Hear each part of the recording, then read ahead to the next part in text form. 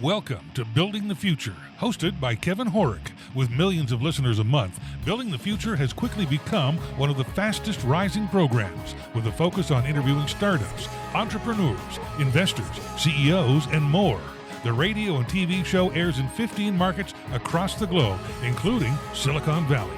For full showtimes, past episodes, or to sponsor the show, please visit buildingthefutureshow.com. Welcome back to the show. Today we have Donna Loughlin. She's a storyteller and founder at LMGPR. Donna, welcome to the show. Thank you for having me, Kevin. Yeah, I'm excited. We're finally doing this. We've known each other, probably 5, 6, 8 years or so. I've had a number of your clients on the show over the years, and you and I think, have talked about doing an episode, but we're finally doing it. I'm excited to have you on the show, so welcome. Yeah, thank you so much. Dozens of clients have been on your show, and I think your children were infants. Yeah, we probably even knew each other before I had kids. So, very cool. Well, I'm excited to have you on the show. Maybe before we dive into everything you're doing, let's get to know you a little bit better and start off with where you grew up. I grew up in what I call the Cotswolds of San Jose. It's the pin drop of Silicon Valley when San Jose was actually rolling foothills of not chips and semiconductors, but apricot, cherry, and vineyards. Very nice. Beautiful area. Yeah, it looks a lot like Tuscany, believe it or not. And Fair the enough. land is probably as expensive and premium, but Sure. when at the time, defense companies, HP, Atari, Intel, some of the legacy companies now, were absolutely there amongst defense. But my playground was actually publishing and in particularly community newspapers and printing, because that's the dynasty that my family actually, that was their gold rush. That's cool. Very cool. So you went to university. What did you take and why? I took communications journalism Okay. and as an undergraduate, and then once I got my thirst and literally I started reporting when I was 8 years old with the family papers, and then That's by cool. the time I got to college, I had 10 years of experience, which is kind of funny and precocious as I was. And then that led to working, doing internships with the Washington Post, and I did Reuters. That's cool. So I had a lot of professional experience that took me a good 7 years during my career, and then I actually bounced back to California and went to UC Berkeley and got my master's at the J School J. Cool. Very cool. So walk us through your career up until kind of founding your own company. Yeah, so I was a journalist first, and I was, business and economics primarily, which sometimes led into innovation and technology. Before I came back to the United States, I was actually with the BBC. I was a Cool. business and tech reporter. So I worked in some major markets. I worked in DC, Chicago, New York, and then London. And then I came back for school. And when you come back to Silicon Valley, you're pretty much saturated by innovation and technology or pharma. And Yeah, so fair. I was drafted into working for a technology book publishing company at first, and edited something like 180 books my first year. And I didn't Wow. find that terribly challenging. It was great for beefing up on your editing skills and really establishing the Chicago manual style, which is the moniker for that.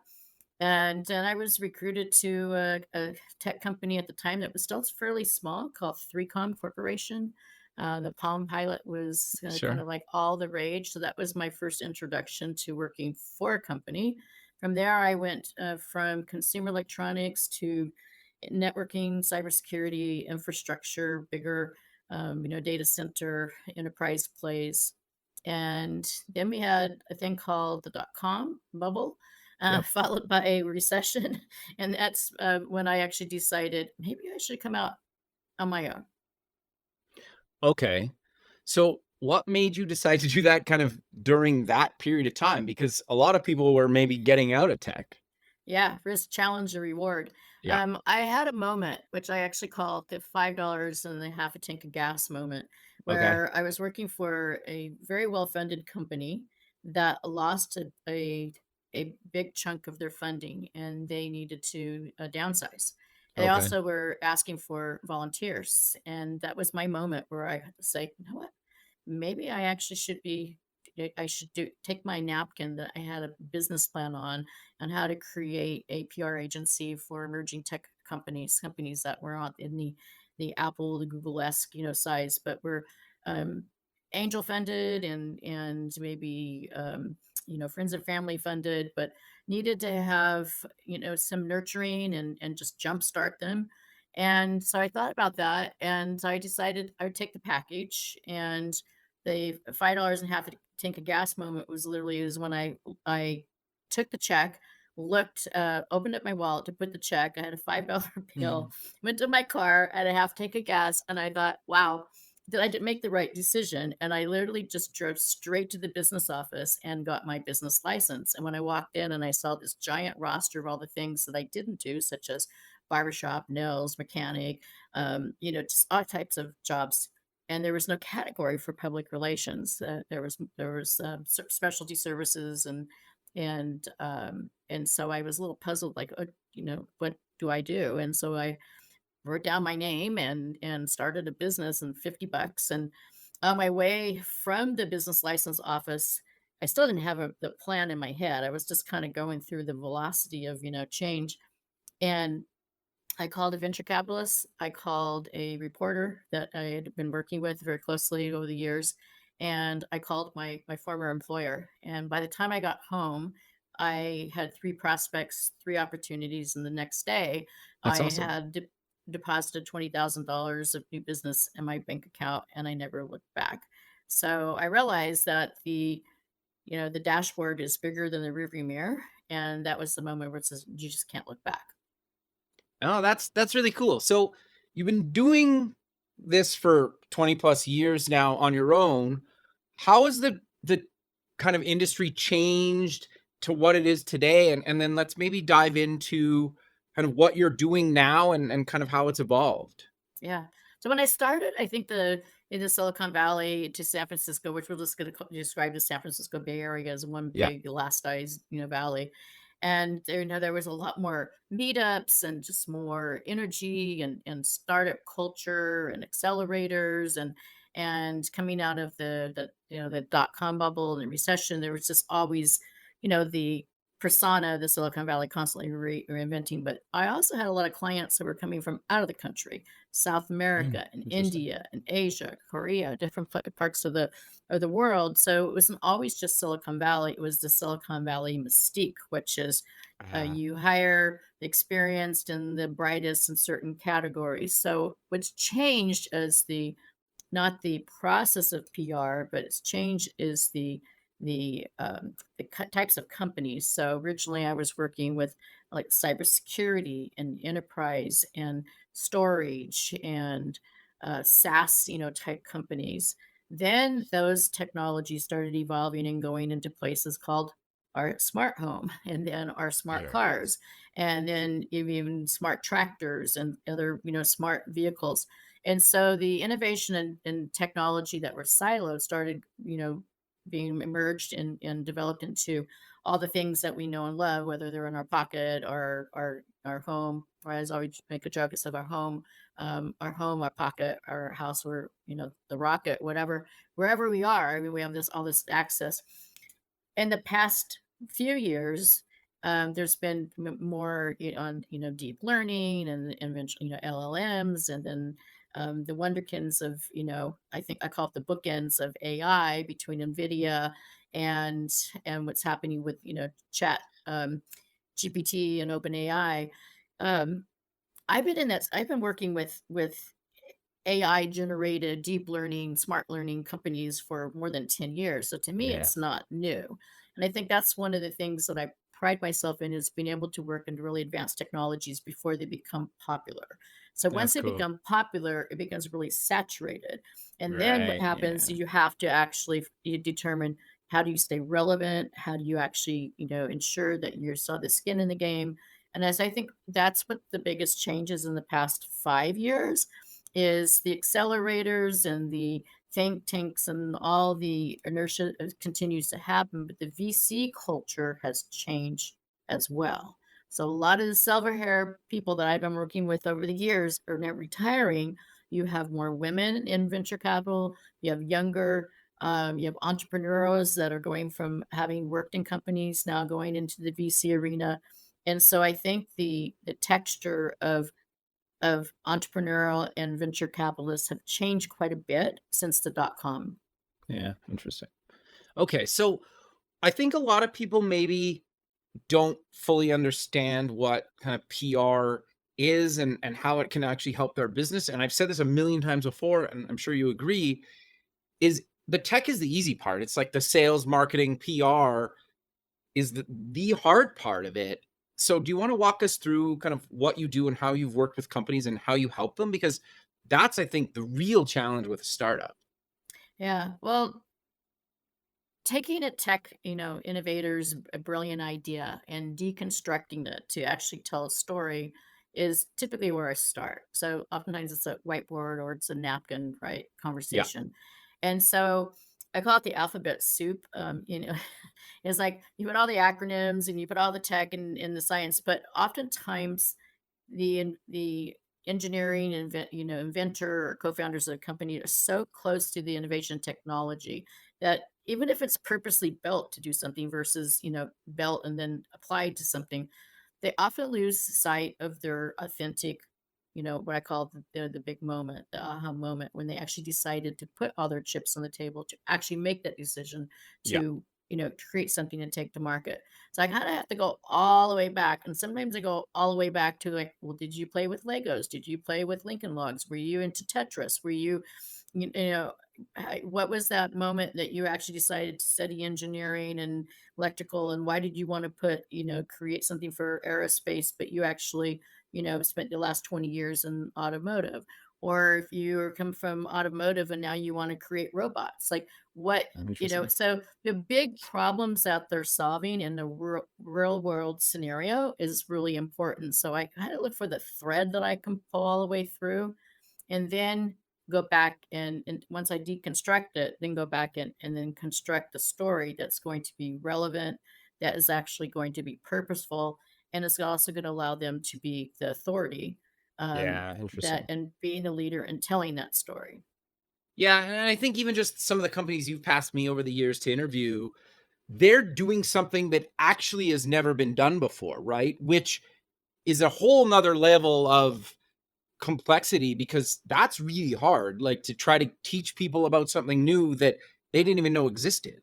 Yeah, you can't copy. Um, Yeah. so that's the fun of the science and technology to me, is that if you look at, let's use popular science as an example. I've had a number of companies on the cover of Popular Science, and the reason that they're popular science type stories or a wire type story is because it's such a breakthrough advancement Yeah, in either what, it doesn't make a difference, is it medical or it's automotive or what category, is being able to actually have something that's not a me too product. So right. being the I call it, you go to Apple and they have the Genius Bar. I feel like I'm always working at the Genius Bar because I have access to so many brilliant people, Yeah. and it's my responsibility and a lot of fun in the process of actually helping that genius really shine. No, okay, that makes sense. So walk us through, somebody starts working with you, you do this initial session, then how do you work with them kind of ongoing in the weeks, months, years to come? Yeah, so one of my proprietary things I set up was really based on being a journalist prior. And Sure. there's a lot of PR people that actually have roots in journalism. But one of the things that I used to do every day in the newsroom is I would actually look at what was the other industry news that's happening, who's writing about what are the trend stories that are happening, being able to tune into what's relevant in the news versus what is just kind of noise. And as digital airways have gotten more crowded, it's harder to do that because we have access to so many sources. I look at the things, so I can't control the industry news or world news or some of the trends necessary, but I could chime in. And then the product and corporate news, company things I own, I can, create stories around those. And then there's another category, which is basically either the challenger, the disruptor kind of stories. So the first thing I do is take the general thread story, and then I actually populate it and turn it into other stories. So what Okay. is the company culture and story? Why did who are the experts within the company? What are the trends that are happening? So if you look at AI, there's artificial intelligence, in business. There's AI for consumers. There's AI in medical. There's AI in lots of different verticals. Um, and consumers in general don't know where to go. The enterprise is trying to figure out what to do. And so as a AI authority, one can actually help kind of tone down the dial, tune in, and share wisdom. So looking at all the stories that can be created, what I call the narrative story engine, then I take that content and I put it up to market. So first I usually start with the market analyst. So most people are familiar with the Gartners and the IDCs and the Yeah. Frost and Souls, but there's a lot of other smaller independents. Test drive the message, see how it sticks, get feedback, test it with your partners, test it with your customers, create a customer advisory council or feedback loop. Then we go to the media. And I see. oftentimes what I'll do with the media, I'll go to my friendlies, I'll call them, and test drive and give them advance access, to if it's a new company. And the cycle typically is anywhere from 3 months to 6 months, depending on the launch of the type of product. If it's something that's industrial hardware, it's going to be probably pretty further out. If it's software or something that's more app or service driven, sometimes it's a quicker roadmap. But my goal is to start getting the company out within the first month, talking to media and curating stories that are going to, give them articles that they need for either funding or attract partners or to attract users. So it's really tailored to what the business goals are. Okay. It's not just write a nice press release with a pretty picture and post it out of the wire. It's really geared toward what is the business impact that they need to help make. So that's the general premises of being able to that. Then there's product reviews. Then there's trade shows. There's all sources of then it comes down to content. So there's earned, there's owned, and there's sponsored content. Earned content is what I still get the biggest thrill, and I squeal when I get something that's in Wall Street Journal or Sure. Wired magazine or Today Show or CNN or something, because that's not pay for play. There are lots of things that you can own as a company: newsletters, your website, if you have a corporate podcast or your blog. Those are all owned content things, and then Right. they're sponsored. Sometimes it's appropriate to do sponsored things, so that could Yeah. be anything from doing a satellite media tour, or it could be taking an ad out in the Wall Street Journal that has your manifesto challenging the industry. But in general, publication like Wall Street Journal, it doesn't do pay for play, pay for Right. anything sponsored other than advertising. So the other key component is really understanding not just working with the sales and marketing component of the business, but I typically work directly with the C-suite directly, so I know exactly what is happening and when, be the pulse of PR for the company, and always make sure that we're ready to adjust and align and be agile, because the market changes, dynamics change, products sometimes don't work as advertised, you have new competitors. And so it's always, as I say, as a pilot, because I fly, is your situational awareness is so important in PR. And just a couple of years ago, I finally realized, I think, why I became a pilot, because I'm always been situationally aware of my surroundings when it comes to news and tuning in. And it's like the RCA Victor dog with the Yeah. little megaphone is always listening in. That's why my logo is a fox. The ear is up because he's in tune, listening, to what's happening. Interesting. No, I 100% agree. I think, and that's like, well, we're kind of in a weird spot in tech and kind of right now. I think everybody would agree with that. So where do you see where we're at? How does AI play into that or not play into that? Like, kind of where are we at, and what should companies be doing right now? So for me as an individual, artificial intelligence is I'm going to, it's a little bit of a muse, almost like a court gesture. It's kind of fun to play with. It's like for the first Yeah. time I played, Farmville with Zynga. I was very curious, like, how is this going to help me? Yep. And there are some tools out there that, generate AI tools and some visual, type tools that are fun. Are they replacing how I write my content and how I create my pitches and papers and things for my client? No. But I do think that they're actually helpful as when you get stuck. There is such thing Yep. as writer's block, and I use it. I'm writing a book, a PR book, and I get writer's block sometimes. And I'll ask, I'll just Google's not going to help me, but Mm, the Muse can help me, right? On Yeah. the enterprise side of things, I think that there are a lot of tools that I'm seeing that are AI generated. So in terms of data and the things that we're seeing with companies like Neural Magic is actually a company I'm working with, which is actually Yeah. working with really deep content and data and working with partners like Akamai and Cerebus and really big players in their own right and helping them navigate the enterprise for the Forbes 5,000 companies. Sure. Artificial intelligence being used for customer service and customer care is something we've actually had for a while. Maybe it just wasn't called AI. Yeah. Uh, I look at AI as being, it's like we always have to be always intelligent. To me, AI is almost like that responsibility. When you get a driver's license, you need to know you have the permission to drive, but you always need to be aware. And to me, AI, it shouldn't be the dragon that ate your lunch type thing. It should be Yeah. something that the same way cybersecurity and risk and content. My biggest concern about AI and the enterprise personally is and it goes for any innovation and technology in the right hands is a great thing. Innovation Yeah. and technology in the wrong hands can be detrimental.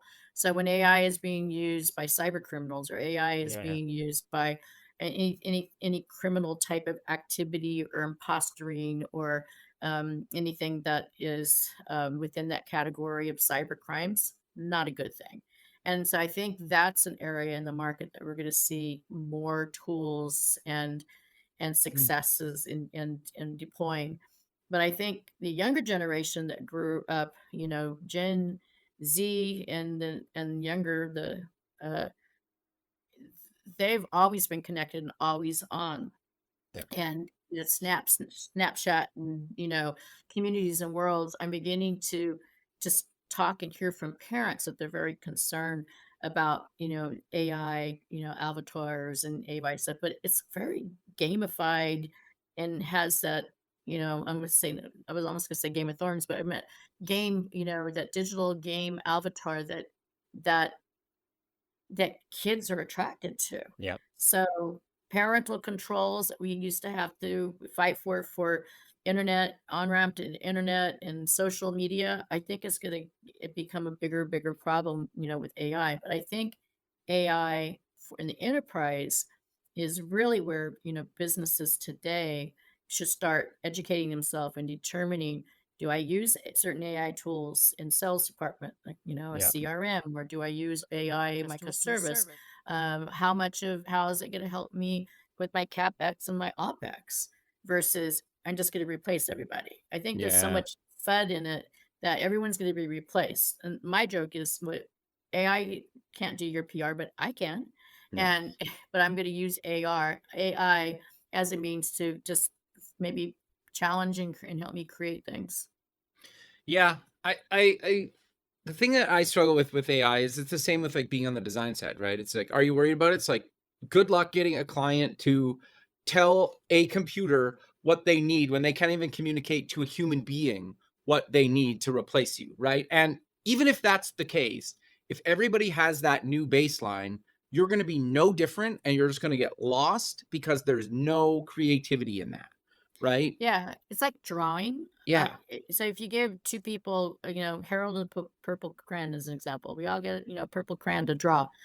I'm not a very, I can't draw well at all. So you're gonna get stick figures. You might be a really great drawer and you're the same tool and you can create, a fabulous, mural. And then another person comes along and they say, well, I'm going to take it to the next level and I'm going to make it 3D. Yeah. And that's a little bit like the AI, you know, toolbox, for the everyday, consumer, is that we might not all be able to use tools. And is that, and I think playing with them, I played with the number. I'm like, well, it does deliver what I asked for, but not necessarily in the way that I would, So then I realized, I have to give a little more detail. I have to be a little more direct. I have to be more instructional. Then I get a little worn out, and then I'm like, okay, I'll just do it myself. Yeah, exactly. No, that's totally fair. So I want to dive a little bit deeper into, and you don't have to name company names, but can you maybe give us some examples of things that people can do, whether they're enterprise, just starting out as a brand new startup, or kind of somewhere in the middle? Because like it seems like people seem to be cutting back on sales and marketing, but I think you really need to be spending all your time on kind of sales, marketing, and PR right now. Yeah, well, I don't do vanity PR, and so I think that's the first thing, is that I really focus on strategic, communications that help Right. businesses grow. And so we'll just start there. So if you're an early stage company and you need to start, come out of stealth, then the things that I help with are literally the brand positioning, the Right. story, your product, your corporate counsel, your customer counsel, things that might seem more traditional marketing, but yet they fall into PR, because then I can run with those. If you're a Right. more mature company and you actually already have a product to market, but maybe you haven't gotten the public relations, level of public relations, that are actually helping, close sales. And that's always my measure. If I can actually create content that's going to help the sales department close something, Right. knowing that a PO came over, right, or a partner came through. And so a more mature company, where the public relations should be doing, is continues to help them to grow their business. And the name of the agency, LMG, stands for Leadership, Momentum, and Growth. So I typically work in each one of those stages. With some companies I work with over a 7 to 8 year period, which is a long tenure, Sure. and it's actually helping establish, their leadership, their authoritative voice. Then as they get their product to market or the service to market, then it's kind of building momentum. The growth phase is probably the longest haul. That's typically when you're going to, you're probably on Series B, maybe even Series C, and you're gearing up for an IPO or an acquisition. Right. And I've worked with every stage. I think Nightscope Robotics is an example. I think they've been a guest on your show as well. Is that they were a company I started working with out of an accelerator and worked with them all the way through their IPO. Damon Motors in Canada is a company that I literally launched in 10 days, heading into CES 2020. And they gave me a call and said, we're going to CES. And I said, 2021. They said, no, in 10 days. And I laughed and I said, okay, I'm there. So the pace, of PR sometimes can be fast and furious, and other times it can be, you know, I would say it's kind of like planting seeds and you grow it over time. What not to do is to not do PR. And I say that is when companies absolutely have no public relations, and so give me a worst case scenario. You have a lot of social media, you have a lot of social chatter, but maybe it's the wrong chatter, and you have Right. nobody monitoring the airways, and you got disgruntled customers, or you have a product that doesn't work. Another key component of public relations is actually creating what I call a crisis prevention plan or communications prevention plan, so that you actually have a game plan. What is the protocol? What are the corporate messages? What are the messages to the customers, to the employees, to your partners? What if it doesn't work as advertised? Yeah. What if the stock market goes down? What if the market collapses? Oh, and what if something really horrific happens, such as there's a war, and the majority of your team is working and functioning in engineering or building in one of those war zones. And that unfortunately has happened to me back to back with the two Yeah. existing wars that are going on. So Wow. it's the agility in which to be able to respond and act. And then there's the other part of which is corporate communications, which oftentimes I work directly with the people and culture or human resources groups to establish protocols there as well, and communications, so that the company culture is one in which everybody's on point, everyone has the same, who you are, what do you do, and how do you do it, depending on their roles in the company. But when it's an external spokesperson, typically it's going to be somebody in the top three, C suite. Yeah. Okay. No, that makes sense. So you have a podcast, you mentioned a book. What are they about, and kind of when are you expecting to publish a book? Well, the book, I shared with you my $5 and a half a tank of gas story. So let's just start there. The book basically is basically how to actually feed your business with unlimited stories. For It's really for entrepreneurs, and tech innovators, and geeks. And I classify myself in there Yeah, as a me geek too. as well. To basically the playbook to successfully launch your company. And so a lot of small companies can't afford an agency. So the Sure. playbook is basically designed to help them get a start, and focusing on earned media content and all the different components that I talked about.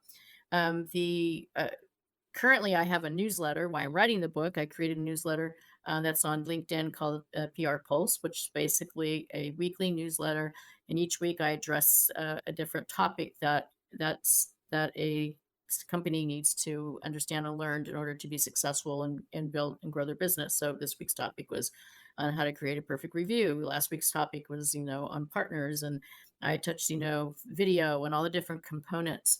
The podcast, the Before It Happened podcast, my inspiration during the pandemic was to create a narrative story podcast that really, the 10% were my clients, and the rest were just really amazing people that I've met at conferences and different places. But everything from the inventor of the super soaker to the That's inventor cool. of the sports bra to the creator of Pong, to food and science engineers and agriculture, space, and so many different market topics. But the whole purpose of the series, and I have more coming out, is really to take that back end story, going back in time, the same way I do with creating a narrative. What was Right. that Interesting. moment in which the visionary actually decided to put all cards on the table, mortgage their house, sell their car, trade down the dog for a cat, and basically say, you know what? Yeah. This is my before it happened story. And some of them are really amazing stories. One of my favorite ones is a food scientist who was an aerospace engineer, and he decided to leave his very coveted job in aerospace at Boeing to create vegan cheese. Okay. Interesting. And couple that with aerospace engineers and that are actually doing advanced things in aerodynamics and space robotics and things. So I think myself as always having the front row seat to the next science fair and being able Interesting. to have these conversations. So um, I love science and tech. I was, always in science fairs, always competing. And I think STEM education is, something that's always been part of my life. It That's wasn't cool. called STEM, it was just called math and science. Yeah. But I was always a little dumbed down for me. It was literally, I was told by a math teacher when I think I was in sixth grade, girls don't do math. And that really struck a chord with me. And it's like, well, why don't girls do math? And and when my father taught me to fly, I was about 11, 12 years old. I was beginning to fly very frequently with him, Yeah. and I could apply science and I can apply math and physics to flying. To me, that was just the freedom of like STEM gives you the freedom to actually look and think differently. And then apply that, with music and art, you get, STEAM, Yeah. which is great. And so I'm a huge advocate of that for kids and Totally. and What an it's odd thing to say to somebody, like, and like stupid, right? Like what? well, I went back I went back years later and I said I went back years later. The teacher was retiring and I said, "Oh, by the way, I'm a I do I do for a living. I do public relations and innovation and tech." Yeah. And it's like math does matter, Yeah. Yeah. you know. Yeah. Yeah. Like, yeah. Interesting. So I'm curious. We're kind of tech's in a, like I said, and it's like it's kind of in a weird space. Where do you think we're going from here? Do you think we're just kind of leveling off from COVID? Do you think people overhired to make their companies more valid, and they're just kind of bringing things back down to a realistic level? Like, where are we at, and where do you think we're kind of going? And Yeah, I think one of the things that I've noticed in the past few years is that we've kind of gone back to basics Yeah. in a sense, so that we're not it's not an all you can eat buffet when it comes to marketing budgets and all you can eat when it comes to, big conferences and shows, but more selective and more focused. So it's think about all the things that you can do in-house and the things that you can't do, in-house. So typically my clients, I'm like at the in-house agency, right? They Right. don't have anyone that does strategic, communications, PR. And so I come in and I'm like special services, special forces to, some degree. So although budgets can be tighter and smaller because they're not spending big verbose amounts of money, you can actually do a lot. I mean, some people say, what is, if you had $20,000, would you rather blow it on a big jumbotron and someplace at a show, or would you actually rather get a few dozen articles that actually can help your sales organization or your partner programs and things fuel? And so when it comes to building a voice or building a brand, I think this is really about being hyper focused on how you spend your money. You don't Yeah. need $100,000 PR budget. You don't need a $50,000 PR budget. There are a lot of things that you can do and in a small scale that can move the dial and make impact. But there are still a lot of really big PR agencies. I'm a boutique, but there are a lot of big agencies that operate very traditional even after the pandemic with 7 layers of, I know I'm gonna get in trouble here, but like taco dip. And so you have junior people that are doing a lot of the work and you have the senior people that go to the meeting. My clients get me 100% of the time. I'm Right. writing, I'm pitching, I'm training, I'm really involved, and that's different, and that's a different Yeah. approach. Will that work for a very large publicly traded company? Probably not, but it does work for emerging tech, innovation companies that are, going from stealth to what I call wealth, going from stealth to like their IPO. Because I've been there, done that 500 plus times. And so Yeah. I know the process and the steps to get there faster and less. No, 'Cause I only that have a makes a half lot of tank of sense. gas, remember? Yeah, no, that's good. So I want to Dive a dive a little bit bit. deeper into, I guess I don't know what the term would be for it. Like you work with a company, you're kind of inside them. You're basically like you kind of like are an employee, right? In that sense. But you're kind of just an outside voice as well, which I think can really, it's nice because you're kind of brought in and you can kind of almost be brutally honest with kind of that C-suite, right? Where I think if you get hired into a company as an employee, sometimes you can't be as brutally honest sometimes, and like you kind of almost like float under the radar a little bit. And but when you're brought in as kind of like a consultant or like you're part of the team, but you're still kind of at arm's length, you can almost be like, no, that's dumb. I think we really need to do this or that, right? Where I think a lot of companies don't think about it like that. Do you agree, or Yeah, what are your thoughts well, around that? absolutely. I feel I'm responsible to tell my clients what they need to hear, not what they wanna hear, Exactly, and I do say exactly. no a lot, and I Yeah, actually will, in a really healthy way, my integrity and my number one priority is to actually help them be successful, but if I totally. see something is not ready for prime time, something is not ready for review, or there is, a customer, council member is not really a great spokesperson, for the media, or somebody or one of the company spokespersons not ready, to be the media, or they need to be retooled or retrained. But it really comes down to being honest, forthright, and doing what's best for the company. Like you said, I actually take the I can leave the corporate culture on the table because Yeah, I'm independent, and maybe some of the things I have told clients over the years, I maybe would have gotten fired, but they didn't fire me. They actually respected me even more by challenging them and say, I don't think we're ready.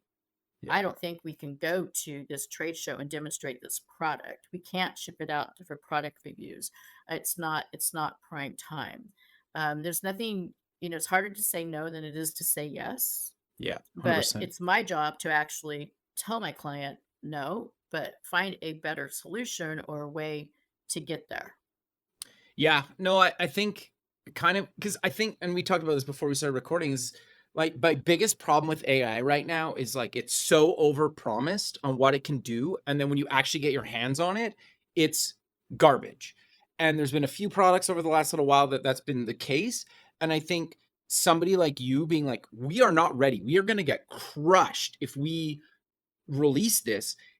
Not like, I think if some of those companies had somebody internally who was just like, "We can't do this," they would be in a way better shape. They might not have even launched yet, but they wouldn't have got crushed in the media. That's my opinion. You could tell me what you think. Yeah, absolutely. I actually have been, I had the privilege to work with Apple a bit, and one of the things that was really true to the culture, at least when I worked there, was that the honest factor was, what was key. I mean, Yeah. Steve Jobs came back to Apple and after an era where there well, was a lot of the honesty and the great, going back to its roots of creating great product experiences, but Yeah. I think there's just far more respect in building a relationship with the company, and it's a relationship is more than a contract. It really is Yeah. to me, and it's more than a handshake. So as a consultant, you're coming in for a short period of time, could be 6 months, a year. And as I said, most of my clients are contracted for a year. And sometimes they reconnect with me after they raise more funding, they boomerang back to me, after they go through different stages. I also have another set of clients, which are like brand new emerging market players, and they are younger and leaner. And those companies typically I'm in, even getting my hands, really even more dirty. Yeah. But in terms of sometimes I get involved in trade shows and I get involved, in creating content for trade shows and um, channel programs and lots of places that most PR teams or professionals would be involved in. And I think where the industry is going, as I said, I think we're kind of going scaling back to experts and with Yeah. the talent shortage and people who have during the pandemic, a lot of agencies had to resize and restructure, disparate employees, people working remote, really focus. And I think where AI can come into play is actually just be another tool set, as I mentioned. It's just the purple crayon. It's not all the crayons, it's just a crayon that we can Yeah. actually use.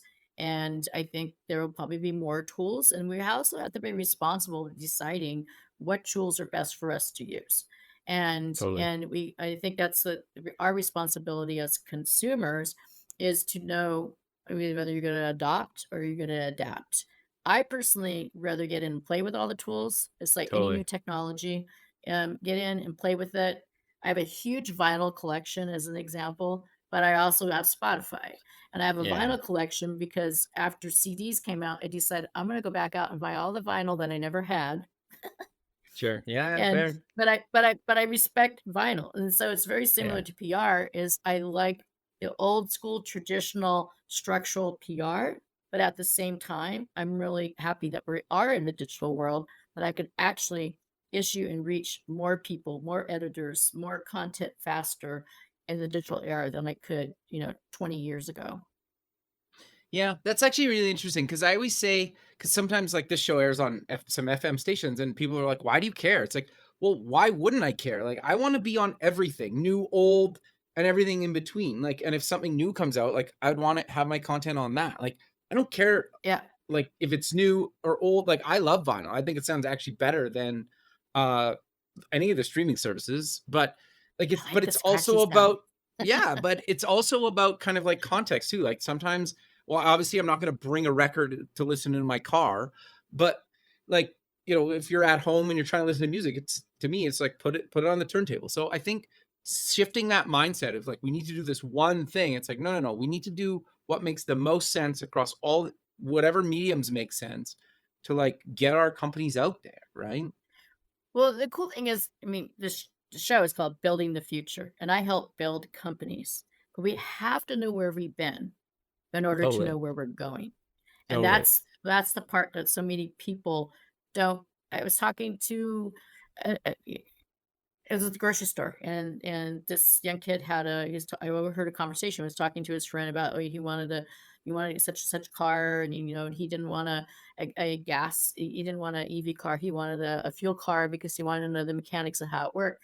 Yeah. And I thought that was actually really good that he was interested in buying upcycling something that was already available, that, Sure. and he wanted to understand the mechanics. But to be honest with you, you really do need to understand the mechanics of fossil fuels and things in order to understand EV and friction and why it all matters, right? You need to understand the manufacturing, the deconstruction of manufacturing to understand, like, why are we building micro factories, right? Yeah. And so I spend most of my time in Silicon Valley and, in the industrial 4.0, but I also spend time in the Northeast, in New York and Pennsylvania and Ohio, which is which is where the industrial 1.0 was created. And to Yeah. me, that's fascinating Mhm. because I go to Carnegie Mellon and I go to the robotics pavilion and I see all the robots and things I've been working on for, 50 plus years. It's not a new thing. Sure. That's cool. Yeah, very cool. But we're kind of coming to the end of the show. So how about we close with mentioning where people can get more information about yourself, the podcast, and what's the book called, and when can people maybe potentially expect that? I get that it sometimes is out of your control.